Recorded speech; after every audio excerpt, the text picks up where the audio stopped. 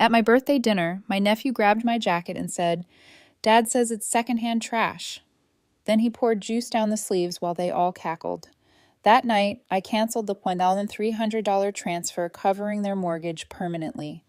I don't usually do birthday dinners. The idea of sitting at a table with people pretending to like you just enough to get through dessert feels more like a performance than a celebration. But this year was different. Or at least I thought it would be. I turned 38, and something about it made me want to try again. Just once, maybe to prove to myself that the people I kept helping would eventually show up for me too, that if I gave them one more chance, they might surprise me. So I booked a quiet table at this little bistro I liked. Cozy, not flashy. I invited just a few people I'd supported over the years, people who didn't think twice about asking me for help when they needed it. 6 total, including Aaron, my older brother, and his family. I even offered to cover the dinner, though I didn't say that out loud. It was understood. It always was. Aaron arrived nearly half an hour late. No apology. Amanda trailed behind him, already mid-rant about traffic and parking. Their son Jace strutted in like he was walking into a circus he owned. He had a plastic cup of something neon red in his hand and sticky fingers before they even sat down. I draped my jacket over the back of my chair, navy blue, lined with real wool, structured enough to look expensive, even though it wasn't. I bought it last year during a rough patch after getting a raise I didn't tell anyone about. It was the first adult thing I'd splurged on in years. Clean lines, deep pockets. Warm. I love that jacket. Jace yanked it off the chair like it was trash, held it up and said way too loudly, "Dad says this is secondhand trash." Then he tilted the cup. Red juice, maybe cranberry or whatever kids drink now, poured straight into the sleeves like it was a joke, like he was doing a magic trick. I didn't even move. I just stood there and watched it spill. Not one of them flinched. Not Aaron, not Amanda, not even a fake reprimand. Not a, "Hey, say sorry to your aunt." Nothing. Aaron actually smirked and muttered something under his breath I didn't catch, but Amanda laughed. Not loudly, just enough for me to know they were enjoying it. I excused myself and walked to the restroom with the soaked mess. The sleeve dripped down my arm. I pressed it under the faucet in silence, rubbing at the stain like it could undo the humiliation. It couldn't. When I came back to the table, they'd already ordered. The rest of the dinner blurred. I barely touched my food. I barely spoke, but no one noticed. They just passed plates, asked for refills, told stories I wasn't part of. I paid the check without comment. That night, I got home and changed into pajamas, sat on the edge of my bed, and checked my phone. There was a message waiting. "Erlene, did the $1,300 go through yet? Amanda wants to book the tickets for December this weekend. Let me know ASAP." That money wasn't for tickets. It was for their mortgage. I'd been covering part of it since last year when Aaron called me sobbing after they missed 2 payments. I'd picked up a weekend job temporarily just to make it work. I never told anyone. I never asked for anything back. They didn't know I'd been late on my own rent 3 times just to make sure their stay paid, that I hadn't taken a vacation in 5 years. And here was Jace pouring juice on my jacket while they all laughed, like I was the family punchline. I stared at the message. Then I opened my banking app, found the automatic transfer, and canceled it. Not paused, not postponed. Hence, no heads up, no explanation, no goodbye. It was the first boundary I'd ever drawn in my adult life, and I didn't feel guilt. I didn't feel sadness. I felt something else. Not anger exactly, just this hollow silence I'd never given myself the space to sit in. That night, I slept better than I had in years. It took 4 days for Aaron to notice. 4 whole days before he called. Not to ask if something was wrong, not to check on me after the dinner, not even to say thank you. Just a casual, impatient voicemail. "Hey, I think the bank messed something up. The transfer didn't show. Can you double check on your end?" That was it. Not a word about the jacket. Not a single acknowledgement of Jace's stunt or the way they treated me like an unwanted guest at my own birthday. Just straight to the money. I didn't call back. The next day, I got a text from Amanda. It was a screenshot of some vacation package and a message that said, "We need to book before Friday or the prices go up. Can you sort the transfer out?" She didn't even bother with a hello. I left that one on read. That same night, I was at the laundromat scrubbing the sleeve of my jacket again. It still had a faint stain, and I knew I could probably take it to a dry cleaner, but part of me didn't want to. I wanted to see it. The reminder, a mark left by people who thought I'd never stop cleaning up after them. And I don't know why, but I started remembering things I'd buried. Like how Aaron used to pick on me when we were kids. Tiny mean comments about my clothes, my weight, my voice. How our parents always brushed it off as teasing. And how that teasing had followed me into adulthood in the form of tiny humiliations I taught myself to tolerate. They weren't accidents, they were patterns. On Friday morning, he finally called again. This time I picked up. I don't know why. Maybe I wanted to hear how far he'd go before realizing he'd crossed a line he couldn't come back from. He jumped right in. Yeah, so I'm going to need that money by tonight. Amanda's holding the reservation, but we need to lock it in before midnight. I said nothing. He paused for a second. Who? Still nothing. You good? I asked if he remembered what Jace said at my birthday dinner. He remembered the jacket, the juice, the way they laughed. He chuckled. Just a kid messing around. Come on, Arlene. Don't be so sensitive. We were all just having fun. Amanda thought it was hilarious. You know how he is. You used to laugh at stuff like that. I told him I never laughed. Not once. He went quiet for a beat. Then he said, "You're really not going to send it, are you?" I told him no. He tried to guilt me. Said the mortgage was tight this month, that they were counting on it. Amanda was already planning things. Jace had his heart set on the trip. I said, maybe they should teach Jace not to pour juice on things that aren't his. He said, "You're blowing this way out of proportion." I said, "No, I'm finally seeing it for what it is." He hung up. No apology, no ownership, just a long silence followed by the familiar click of someone choosing pride over accountability.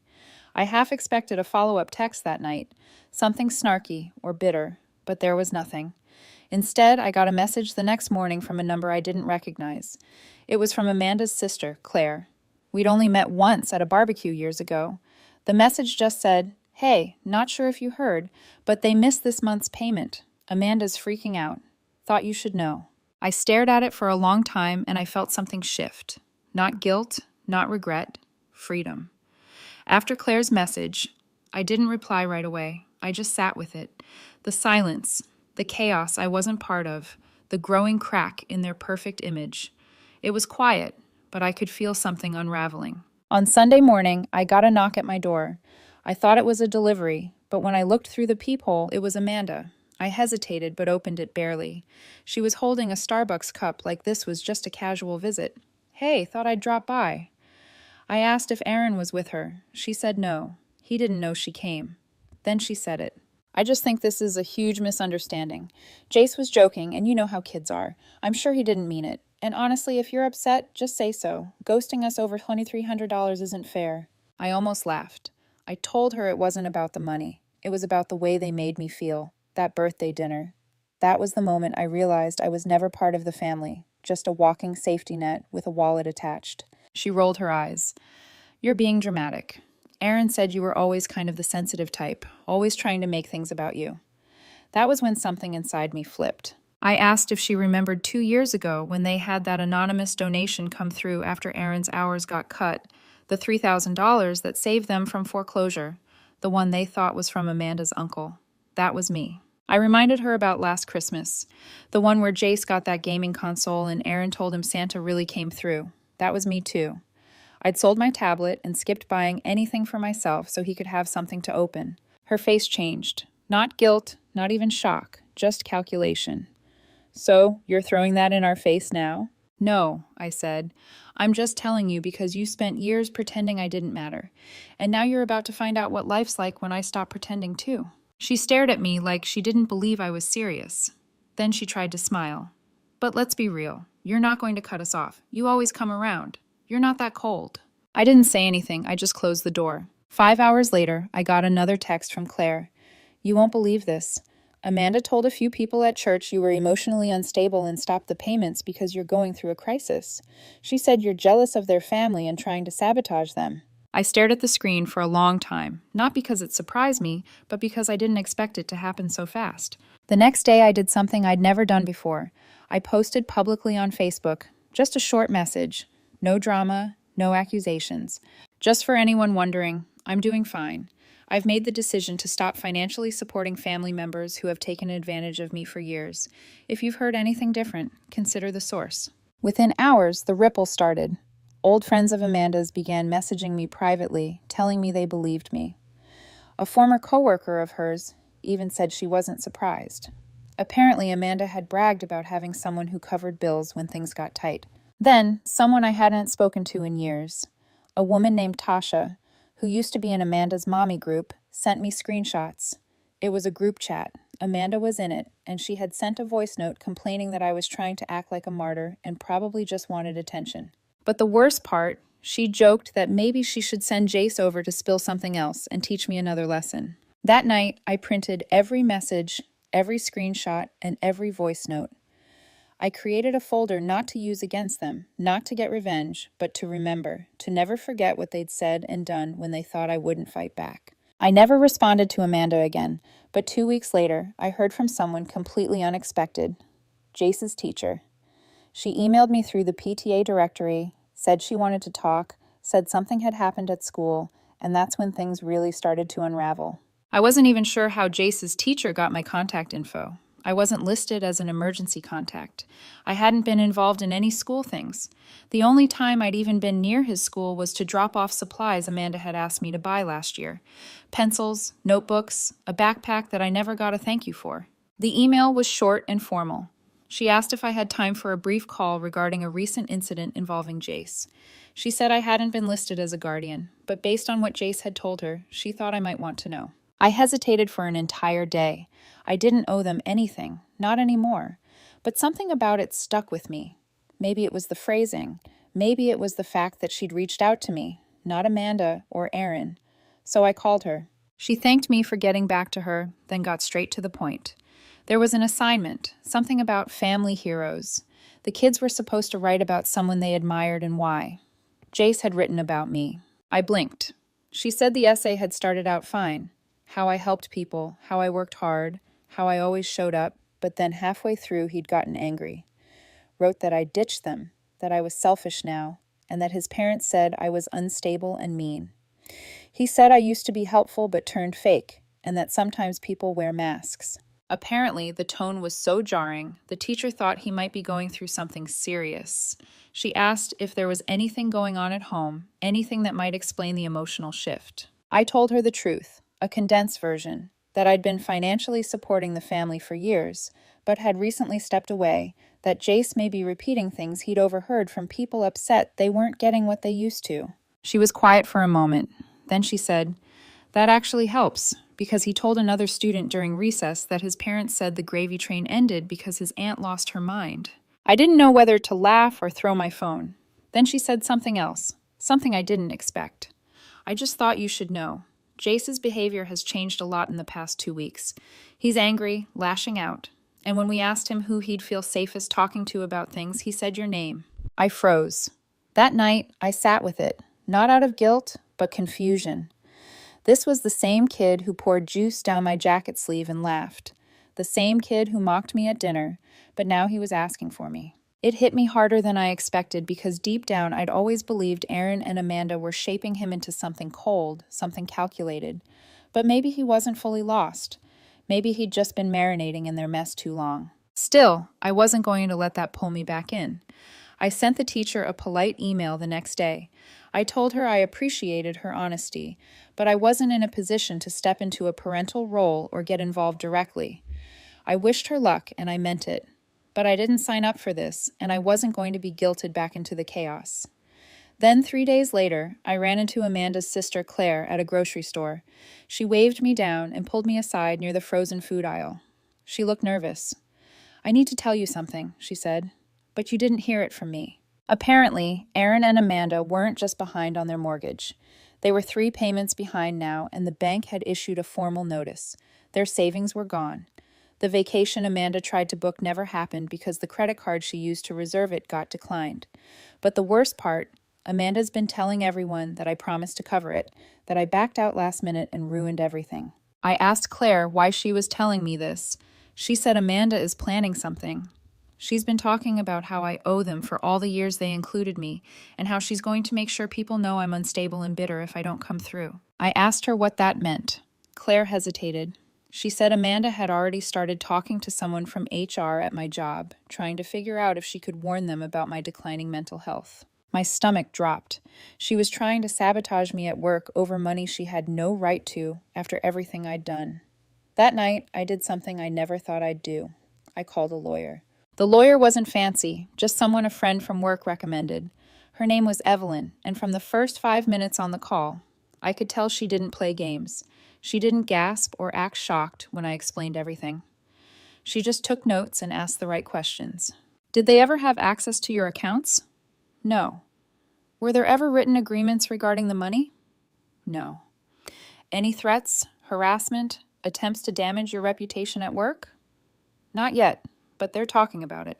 I told her about the years of silent giving, about the fake gratitude, about Amanda's recent threats, the Facebook messages, the group chat screenshots, the teacher's call, all of it. She asked me to forward everything I had. 2 days later, I received a formal cease and desist letter drafted and ready. It wasn't dramatic, no fire and brimstone, just cold, professional language. It instructed Aaron and Amanda to stop all forms of slander, to cease contacting me, and to acknowledge in writing that they had no legal claim to any financial support, past or future. I printed 3 copies.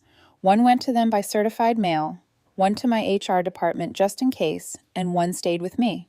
The day after they received it, Amanda showed up at my office building. She didn't make it past the front desk. The security guard told me later she came in demanding to speak to someone in authority about me, that she had information about my instability and was just trying to do the right thing before something happened. But when they asked for her name and ID, she left fast. 2 hours after that, I got a voicemail from Aaron. He didn't yell. He didn't threaten. His voice was low, almost defeated. "Congrats, Erlene. You win. You finally broke us." That was the last thing he said. No apology, no accountability, just the usual twist that I had somehow done something to them by refusing to let them use me anymore. For a moment it hurt, not because I wanted their approval, but because it confirmed something I had always suspected. They never saw me as family, just as leverage. A few days passed. Then Claire messaged again. This time she didn't sound nervous. She sounded different. "Just so you know, they've started telling people you threatened legal action against Jace. They're spinning it like you're attacking a child, but it's not working." Apparently, word had started to spread. The screenshots, the teacher's concern, my Facebook post, it all trickled through the church groups, the school moms, and Aaron's old friends. People weren't buying Amanda's stories anymore. Someone from their mortgage bank posted a vague tweet about entitled couples blaming everyone but themselves. And a friend of mine tagged me in the comments with a popcorn emoji. It was small, but it was something. Then came the biggest surprise of all.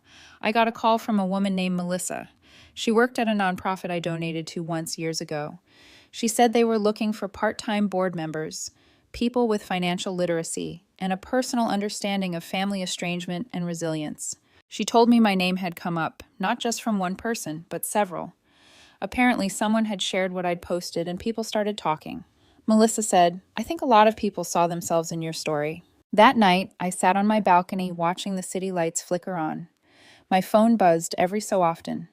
Group invites, new messages, people I didn't even know reaching out just to say thank you. Aaron and Amanda. They stayed quiet, at least to me. But the silence didn't last because 2 weeks later, someone new showed up at my door. It was Jace, alone. Backpack slung over one shoulder. He looked smaller than I remembered, and he said 4 words I never thought I'd hear. "I don't want to go back." I didn't speak right away. I just stood there watching him fidget on my porch, like he didn't know what to do with his own hands. His voice had cracked a little when he said it. "I don't want to go back."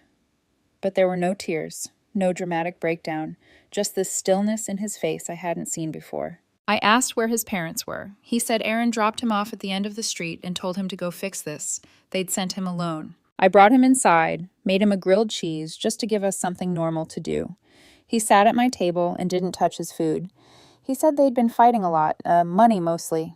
Amanda blamed him for messing things up with the dinner. Aaron said he needed to apologize to me if he ever wanted things to go back to normal. But Jace wasn't just there to apologize. He wasn't there because he missed me. He said he couldn't sleep, that every time his parents argued, they brought me up, that they told him I ruined everything. and he started to wonder if maybe they were lying. He'd heard them twist stories before about other people. He said something that made my skin crawl. They told me to say whatever I had to say to get you to help again. He looked down at his plate. But I don't want to lie. I don't even know if I'm mad at you. I just don't want to live in a house where everyone's angry all the time. I didn't hug him. I didn't say it was okay. I just told him I was going to call someone who could help. Not Amanda, not Aaron, someone who actually knew what to do with this kind of situation. And I did. Child Protective Services sent a caseworker within 2 hours. They didn't take him away immediately. They asked questions. They took notes. And when Aaron finally showed up, loud, red-faced, demanding to see his son, the caseworker asked him to leave the premises. He screamed my name from the sidewalk as they guided him back to his car. You're dead to me, Erlene. You hear me? You're dead to us. But even that didn't rattle me anymore, because for the first time, I wasn't reacting. I wasn't flinching. I wasn't carrying their shame on my shoulders like I used to. I was just done. The next day, I changed my number, blocked them both from everything.